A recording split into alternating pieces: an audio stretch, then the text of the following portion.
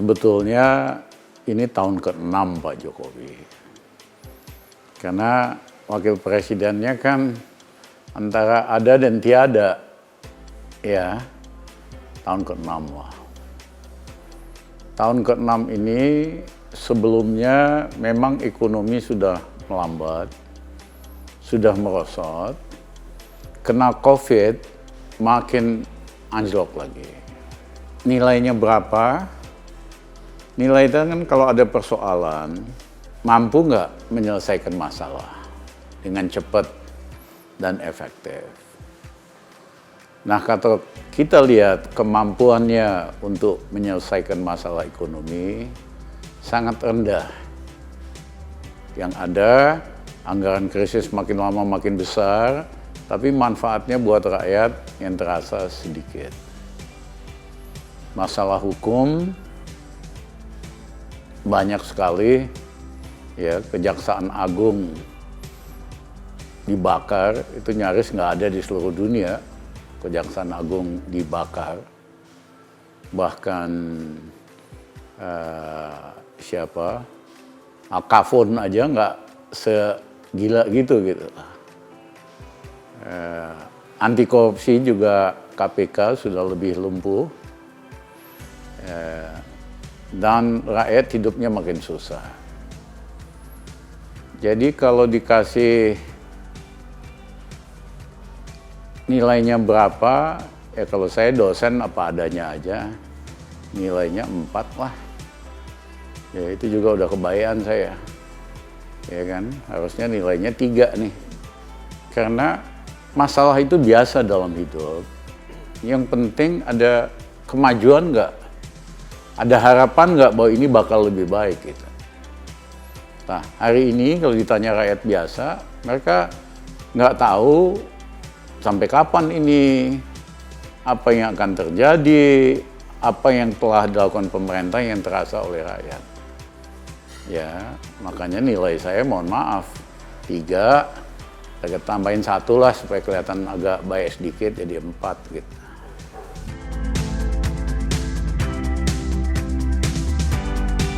Ya kalau saya sih indikatornya sederhana, setiap upaya untuk membantu rakyat kecil, rakyat yang nggak mampu, seperti BLT dan lain-lain itu bagus. Karena rakyat kita memang lagi susah betul. Tapi upaya misalnya buat membantu yang besar-besar, saya nggak setuju. Karena saya tanya, teman saya orang bisnis yang punya hotel banyak, dia bilang tingkat huniannya 3% aja kurang. Nah sekarang kalau dibantu oleh pemerintah 0,5 triliun, bisa nggak kamu naikin tingkat huniannya jadi 70%? Ya nggak bisa Bang. Jadi kalau kamu dibantu stimulus 0,5 triliun buat apa? Ya paling saya beli emas, beli mata uang asing, beli harga tanah bangunan yang udah anjlok. Nah, saya tanya juga teman saya yang punya pabrik, berapa kapasitas terpasang kamu sekarang? Kurang 10%. Kasih uang 0,5 triliun, mampu nggak kamu naikin ke normal 90%? Ya nggak ada gunanya Bang, rugi kita ya. Ya, memang nggak ada permintaan. Jadi, dia bilang kita akan beli emas, mata uang asing, atau perusahaan yang udah bangkrut. Jadi tidak nolong kalau dikasih sama yang gede-gede.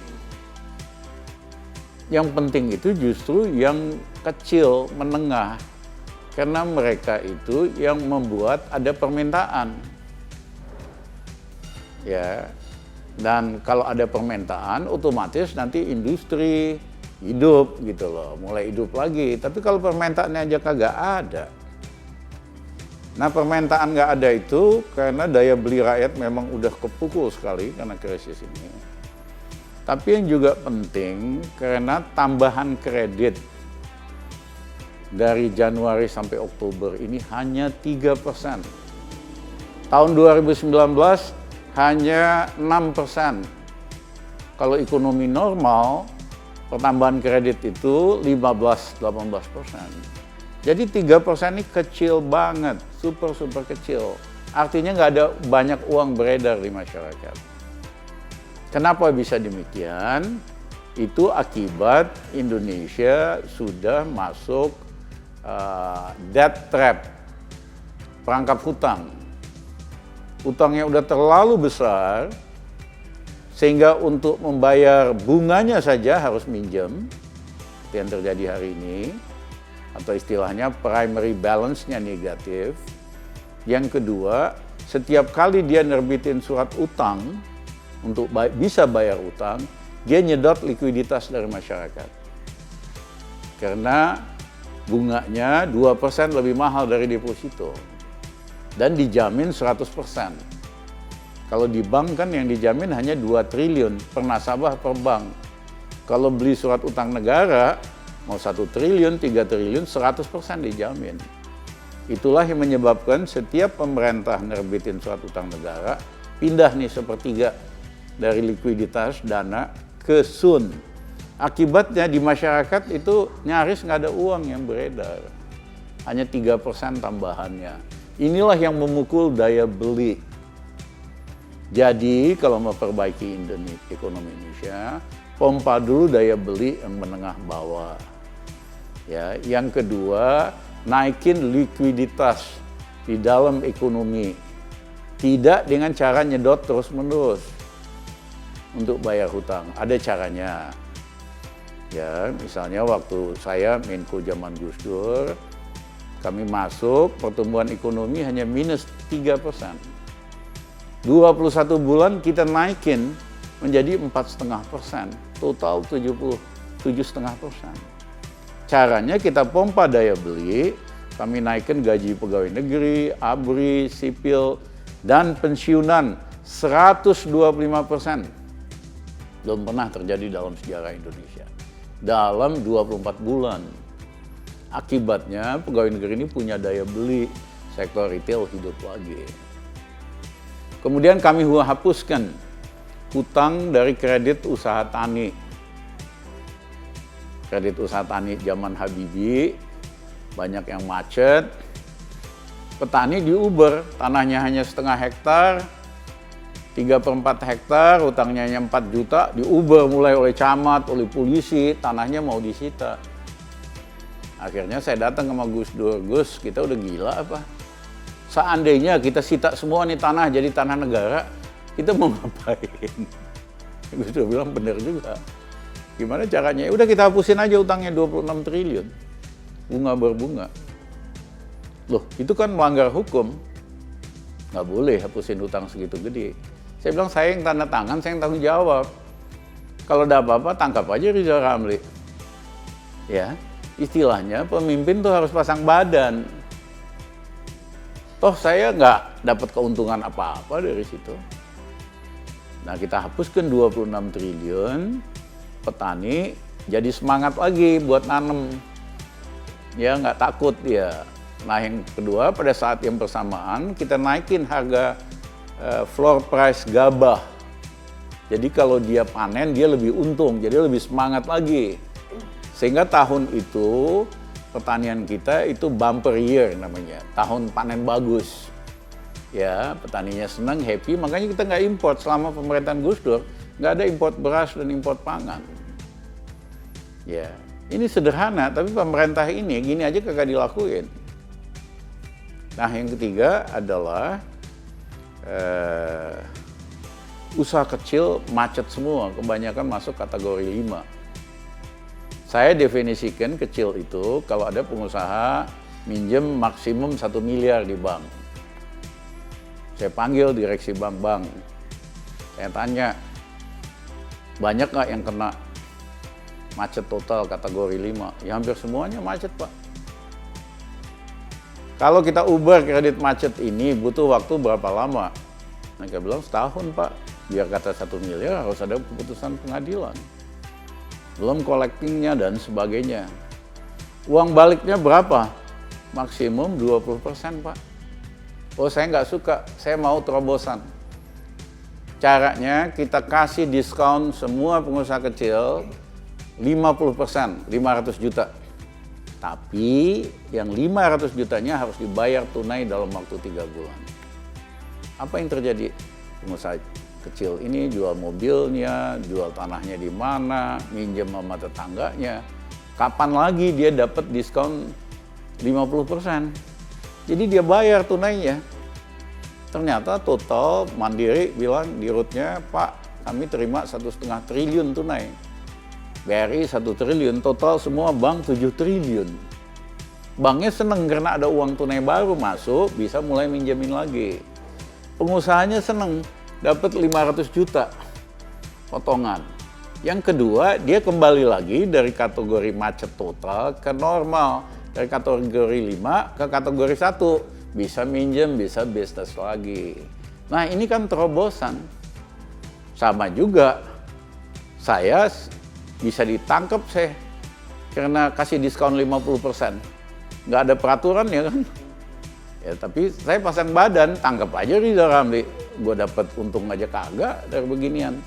Nah, jadi pemimpin itu harus berani ambil tanggung jawab.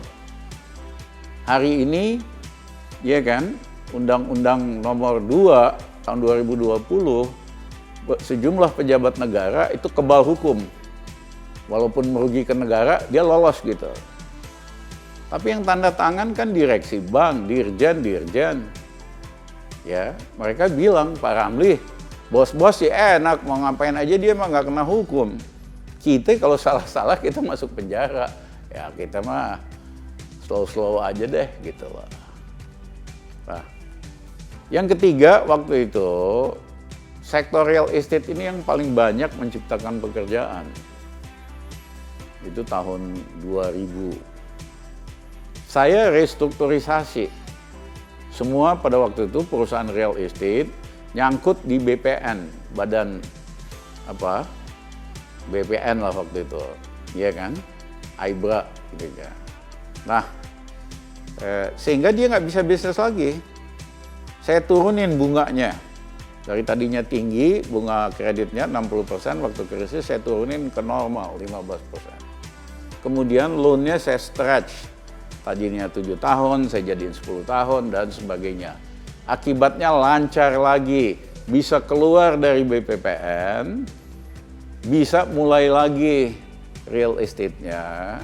Itulah 1 tahun kemudian sektor real estate bangkit. Ya, sayangnya Gus Dur, pemerintah Gus Dur jatuh. 2 tahun real estate booming bener. Orang bilang yang perbaiki real estate Indonesia, ekonomi, ya kan, Budiono Sri Mulyani. Mohon maaf, mereka mah kagak kerja apa-apa, kita yang benerin gitu loh. Saya dikasih hadiah oleh REI, Real Estate Indonesia, Persatuan Real Estate, sebagai dewa penyelamat sektor real estate Indonesia. Ya. Jadi ada banyak jalan kalau kita mau perbulihin ekonomi. Ini udah 8 bulan, ya, sejak COVID dari awal tahun ini kan udah bulan ke-10. Apa coba yang udah dikerjain buat rakyat? Kagak ada. Yang ada biayanya naik terus. Kemana duitnya juga kagak jelas. Ya, jadi pemerintah ini nggak mampu membawa Indonesia keluar dari krisis. Karena tidak ada menteri-menterinya itu yang punya pengalaman turn around. Dari negatif jadi positif. Atau negatif kecil jadi negatif besar. Kagak ada.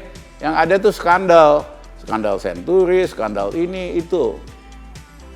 Nah, tidak banyak juga yang punya pengalaman turn around korporasi. Perusahaan jelek BUMN dari hancur negatif, naikin. Nyaris kagak ada. Saya berkali-kali. Jadi pemimpin Bulog tadinya rugi 1 tahun pertama saya pegang untung 5 triliun. Jadi Preskom Semen Gresik tadinya untungnya hanya 800 miliar, naik 400%, 3,2 triliun dalam 2 tahun. Preskom Bank BNI 1 tahun doang untungnya naik 87%, paling tinggi dari semua bank nasional. Banyak lain-lain.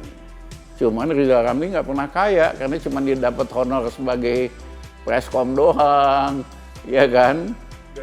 Gaji tok, kita kan nyolong nggak ada, korupsi kagak ada, ya. Nah, Kalau dilihat, ditanya siapa dari anggota kabinet di situ yang punya kemampuan turn around ekonomi makro, kagak ada. Siapa yang punya pengalaman turn around korporasi perusahaan? Nyaris nggak ada berapa. Berapa itu pun bisnis KKN, ya bukan bisnis biasa. Jadi kalau saya lihat itu, ya, sulitlah pemerintah ini untuk membawa Indonesia keluar dari krisis. Jadi masih ingat kan yang namanya COVID itu terjadi bulan Desember di Wuhan, Cina. Indonesia sampai bulan Maret masih bantah-bantah. Wah, kita mah nggak bakal kena COVID. Orang Indonesia di tropik banyak matahari, kuman mati. Makannya banyak bumbu-bumbu, nggak bakal lah begini begitu. Nah, dari Januari sampai Maret, 3 bulan pertama yang paling berharga, kita nggak lakukan apa-apa. Ya, yang ada bayar buzzer 73 miliar, seolah-olah dengan buzzer masalah hilang gitu. Ini kan udah gila. Masa masalah bisa diselesaikan dengan buzzer? Yang kedua, kita mau kasih insentif supaya turis Cina yang banyak COVID-nya lebih banyak datang ke Indonesia. Ini kan ngawur berat. Nah, negara-negara yang cepat mengendalikan COVID, reaksinya berbeda dengan Indonesia. Vietnam bulan Januari kan tetangganya Cina, langsung perbatasannya dia tutup. Sehingga kasus COVID-nya sedikit. Negara lain juga samalah, yang berhasil, Taiwan juga tutup. Itu kan dekat Cina semua. New Zealand, ya kan? Jadi negara yang cepat mengendalikan itu, bahwa dia tutup perbatasannya supaya virusnya nggak masuk. Nah, kalau masih ada yang mengaku di kalangan pemerintah, wah kita hebat kok, kita mampu mengendalikan. Yang benar dah, ya ngibul jangan keterlaluan gitu loh. Nah, setelah itu baru ngaku bahwa COVID masalah itu pertengahan Maret. Tapi dari Maret sampai hari ini fokusnya nggak jelas. Harusnya kan yang sukses nih ngendalikan COVID ini, dia lock out, ya kan? Nah, di Indonesia memang masalah kalau di lock out, rakyat nggak bisa makan. Ya tugasnya negara buat kasih makan. Negara lain kan lock outnya cuma 2 minggu, 4 minggu, ya kan? Masa kasih makan 2 minggu, 4 minggu aja kita nggak bisa. Saya hitung bisa kok. Mau kasih makan 4 bulan misalnya, itu cuma 300 triliun. Bisa kalau mau, tapi fokus. Nah, karena takut nggak ada uang, nggak ada ini, diserahkanlah konsepnya PSBB. Diserahkan ke pemerintah daerah. Kamu kan tahu, kalau ngomong daerah, yang kaya itu cuma DKI. Provinsi lain mah kagak ada duit. Lah kalau diserahkan daerah, ini yang terjadi. Jawa Tengah meledak, Jawa Barat, Jawa Timur, apalagi di luar Jawa gitu. Karena mereka nggak ada uang. Yang bisa punya uang mengendalikan COVID ini hanya DKI. Nah, di mana suksesnya? Saya tuh pengen tahu. Ya kan? Belakangan memang dicoba diganti definisi meninggal. Harus dipisahkan siapa yang meninggal gara-gara penyakit bawaan. Kita kan tahu semua dari awal yang meninggal paling banyak COVID adalah orang-orang yang punya penyakit bawaan. Diabetes, asma, jantung. Ya kan? Ini yang meninggal. Loh kok datanya mau dipisahin? Iya kan? Nah, rekayasa data begini bisa ngibulin media di Indonesia, bisa ngibulin rakyat kita, berkurang. Tapi dunia internasional nggak bisa. Mereka kan punya intelligence, punya monitoring sendiri. Sehingga saya katakan upaya upaya kocok-kocok angka ini itu lihai tapi tidak cerdas. Karena negara lain nggak percaya. Akibatnya kita yang di lock out oleh negara lain. Hari ini kan kita 59 negara lock out, kita nggak boleh ke negaranya. Nah kalau nanti makin meningkat, jangan-jangan kita di lock out 80 negara, 100 negara. Nah solusinya kan dalam COVID ini satu adalah testing. Indonesia angka testingnya paling rendah dibandingkan bahkan Filipina, negara-negara di ASEAN. Harus lebih banyak testingnya dan harus gratis. Saya testing COVID berapa kali, tapi kan biayanya 1,6 juta PCR. Rakyat mana mampu. Jadi harusnya swab test PCR negara aja yang bayarin. Iya kan? Makanya saya bilang fokus buat ngehajar corona.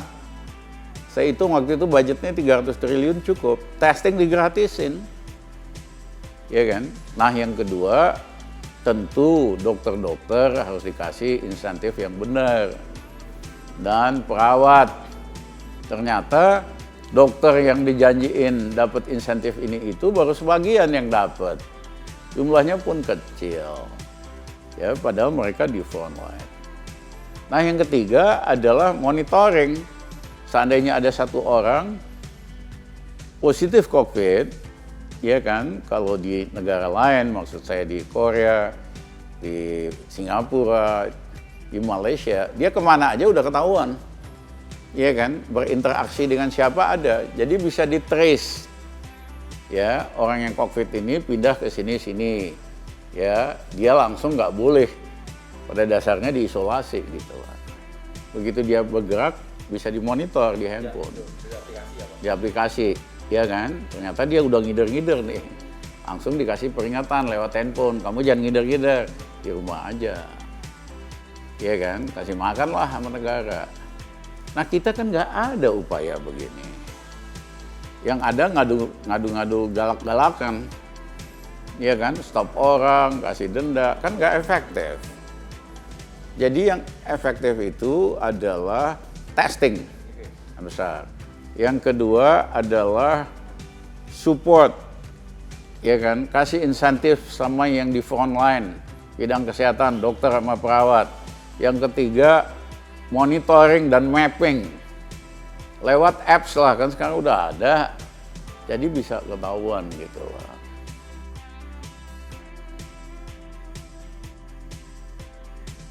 Kalau sekarang kan dikampanyekan jalan singkat pamungkas adalah Omni Cilaka ini. Wah, otomatis nanti lapangan kerja banyak. Itu sih nggak benar. Ya kan? Nggak secepat itu. Karena menyederhanakan peraturan penting. Misalnya saudara UKM atau koperasi, izinnya gampang. Ya, di Omnibus Law dikatakan memang gampang, gratis. Tapi kan kita tahu kelakuan birokrat kita. Saudara ngurus KTP, nggak bayar, iya kan? Nggak jadi itu barang. Akhirnya terpaksa nyogok. Ya, urusan apa aja lah di Indonesia. Iya kan? Walaupun di situ terang benderang ini gratis. Coba aja saudara ngurus izinnya. Bapak dengar gratis dari mana? Dari presiden. Ya udah ngadep aja sana presiden. Dengarnya dari mana? Dari TV One. Ya udah ke TV One aja. Dia nggak urus sampai saudara nyogok. Jadi yang penting adalah tegas terhadap birokrasi yang pemeras ini. Saya buktikan, saya kepala Bulog itu lembaga nomor 2 paling korup setelah Pertamina. Zaman Orde Baru. Saya ketua Bulog setelah Orde Baru, saya pecat 26 kepala dolok sama direksi supaya jangan ada yang ngaco-ngaco lagi. Saya rapikan sistemnya. Tadinya ada sekitar berapa gitu, 100 sekian account. Bunganya dipegang oleh pejabat masing-masing, kita satukan, integrate. Ya kan, sehingga bisa keuangan, bisa online dimonitor. Itu dengan langkah-langkah begitu aja. Penghematan dalam travel expenses. itu untungnya Bulog bisa naik 5 triliun dalam 1 tahun. Jadi percuma kita bikin peraturan, dan banyak loh ini. Ini Omni Law ini kan 900 halaman. Belum nanti harus ada PP pelaksanaan kan, tambah 500 halaman, 600 lagi. Jadi 1.500 halaman. Nah kebayang saudara pengusaha kecil, bacanya aja pasti ribet kan, karena ada di depan, chapter berapa, ada lagi di chapter belakang, apalagi, ya kan. Cuman saudara dengar izin UMKM gratis, saudara datang ke situ, ya kan. Dia semakin banyak aturannya, dia semakin banyak alasan buat nggak ngerjain, ya kan. Kalau betul-betul mau diefisienkan, bukan 900 halaman undang-undangnya, 100 halaman, jelas, tegas, ini. Jadi rakyat bisa baca, ini loh, undang-undangnya ini loh. Ya kan? Siapa yang mau datang ke birokrasi bawa buku ini? Baca ini dia juga nggak tahu, ini halaman sebaliknya beda loh, dan sebagainya. Ya kan? Jadi kuncinya benahin birokrasi. Ya, tindak tegas yang brengsek. Nah, yang kedua adalah nggak cukup hanya menarik investasi, menciptakan lapangan kerja dengan peraturan. Nggak ada efeknya itu. Pemerintah Gus Dur hanya kuasa 2 tahun. Seperti tadi saya katakan, ekonomi kita naikin dari -3 sampai +4,5, 7,5%. Yang kedua, kemiskinan zaman Gus Dur setiap tahun berkurang 5 juta orang. 2 tahun kuasa Menko-nya saya, itu kita mengurangi kemiskinan 10 juta orang. Pemerintah Jokowi mengurangi kemiskinan setiap tahun hanya 1 juta kurang. Belum lagi penciptaan lapangan kerja. Jadi kenapa itu? Itu ditentukan oleh kebijakan makroekonomi, ditentukan oleh kebijakan kredit, ditentukan oleh kebijakan restrukturisasi. Nah ini kagak ada, semua hanya ngandalin kitab Omni Cilaka ini gitu. Saya nggak yakin bisa ciptakan lapangan kerja. Padahal banyak cara lain kalau mau menciptakan lapangan kerja. Ya zaman krisis ini banyak caranya lah, banyak alternatifnya. Cuman saya percuma kasih tahu di TV. Mereka ogah kok nggak bakal lakuin. Dikasih saran pun ogah ngerjain.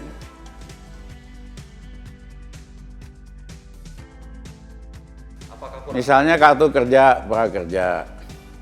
Itu untung yang paling gede kan sama providernya. Duitnya sebagian ditilep, lebih gede sama providernya. Kan KKN semua itu kan udah BPK, KPK udah bilang, ya kan? Dan yang kedua, apa saudara percaya dengan dikasih training lewat internet aja terus orang bisa kerja? Dan banyak program gratisan hari ini. Saya mau belajar montir di Google bisa, saya nggak usah bayar ikut program kerja, iya kan? Bakal bisa nggak nih ciptakan lapangan kerja? Kagak ada. Ya, lapangan kerja itu hanya kalau ekonomi kamu bisa genjot, misalnya hari ini -4%, setahun kamu jadikan +4%. Berarti ada 8%. 8% kali, 500.000 orang. Berarti ada 4 juta lapangan kerja baru. Itu loh caranya, bukan bagi kartu kerja. Iya kan? Emang terus kamu udah dikasih kartu kerja nih, belajar di internet teknik untuk wawancara, teknik untuk bikin video klip. Emang bisa habis itu? Peralatannya aja kagak punya. Iya kan? Jadi ini orang yang bikin ini, anak-anak pinter tapi nggak punya pengalaman lapangan.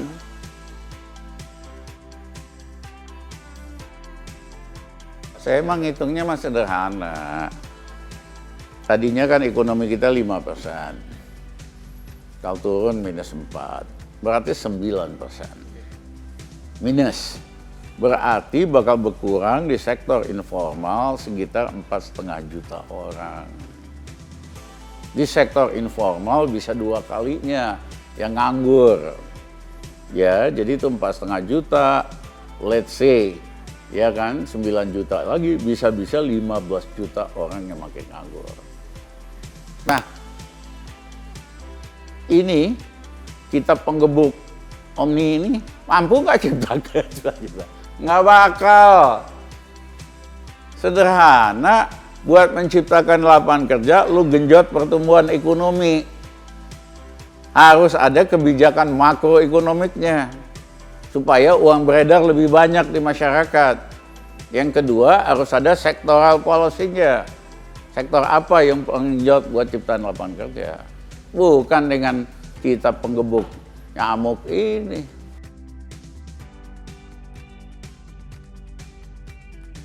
Nggak mampu, angkanya 3, ya kagak lulus lah. Mana ada 3, 4 bisa lulus. Kecuali universitas kaleng-kalengan. Ya universitas bener mah nggak mungkin 3 sama 4. Karena ini pola recovery-nya bukan seperti normal. Kalau normal itu huruf V. Normal, anjlok, bangkit lagi, selesai. Ini W. Anjlok, seolah-olah membaik, kemudian anjlok lagi, baru recover. Itu butuh waktu 1,5 tahun, 2 tahun. Pertanyaannya, rakyat Indonesia buat menderita nggak? Sampai setahun, 2 tahun lagi. Pengusaha aja nggak kuat, pengusahanya bisa tahan 2 sebulan lagi, ya kan? Apalagi rakyat biasa. Ya, harusnya mereka udah nyerah lah. Oh, memang nggak mampu, ya universitas mana yang bisa lulus angka 3, 4? Saya kan dosen, ya, kecuali kaleng-kalengan, nggak mampu, ya, lebih dari cukup. Kagak becus mengasi juga begini begitu bisa. Yang lalu, kamu tanya dokter-dokter, 20-30 juta, siapa yang nerima? Belum seluruh dokter. Sederhana itu aja kagak bisa. Itu kan duit, mohon maaf, 100 miliar. Kalau ngurus negara itu duit kecil, duit receh. Akan ini, akan itu. Saya nggak percaya. Sama waktu itu kan keluar kredit motor presiden. Itu rakyat kita kan banyak yang kredit motor. Datanglah dia ke perusahaan leasing. Pak, katanya gratis, dipotong ini. Tahu dari siapa? Ini peraturan dari perusahaan kamu. Kamu mau kasih diskon-diskon. Dipecat kamu. Ya emang siapa kamu? Biar nggak, pemerintah nggak bisa gitu. Pemerintah harus pakai peraturan pemerintah atau peraturan menteri. Harus, karena di bawah nggak ada yang berani tanda tangan. Dia nggak mau masuk penjara. Ya jadi harus ada peraturan pemerintah, paling nggak peraturan menteri. Kalau dia ditanya kenapa kamu gini, ini kan ada peraturan menteri. Begitu cara pemerintah, nggak bisa dengan pidato. Jadi menurut Bapak ini ketidaktegasan dari pemerintah? Oh, lo jadi presiden yang bener aja lo. Gua kan kenal lama. Baca kagak mau, hanya baca 1 halaman. Belajar apa dari 1 halaman? Sehingga datang KKN, ya inilah yang terjadi hari ini.